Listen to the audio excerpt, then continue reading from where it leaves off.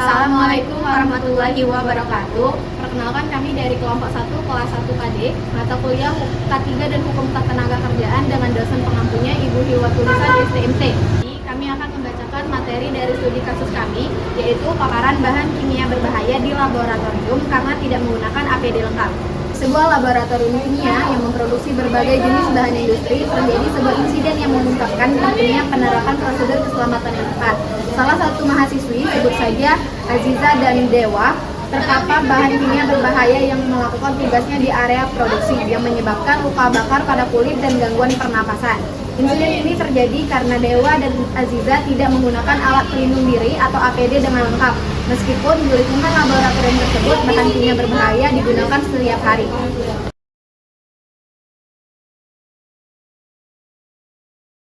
Adalah analisis penyebab. Insiden tersebut tidak hanya terjadi karena ketidaksengajaan, tetapi juga karena kurangnya perhatian terhadap protokol keselamatan yang telah ditetapkan. Sebagian besar pekerja atau mahasiswa di laboratorium ini, termasuk Aziza dan Dewa, cenderung mengabaikan pentingnya menggunakan alat pelindung diri atau APD lengkap saat bekerja dengan bahan kimia berbahaya. Beberapa faktor yang menyebabkan kejadian ini antara lain: pertama, kurangnya pengawasan. Tidak ada pengawasan yang ketat terkait pemakaian APD.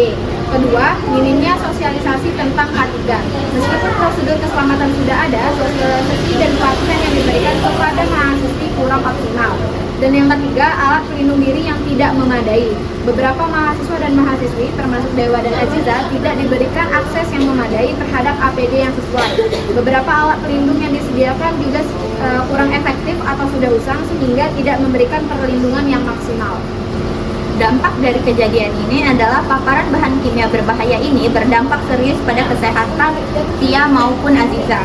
Luka bakar kimia pada kulitnya memerlukan perawatan intensif dan pemulihan yang lama. Gangguan pada saluran pernapasan juga menyebabkan Tia maupun Aziza harus menjalani perawatan lebih lanjut di rumah sakit. Selanjutnya adalah solusi dan tindakan perbaikan dari insiden tersebut. Pertama, ada peningkatan pelatihan K3.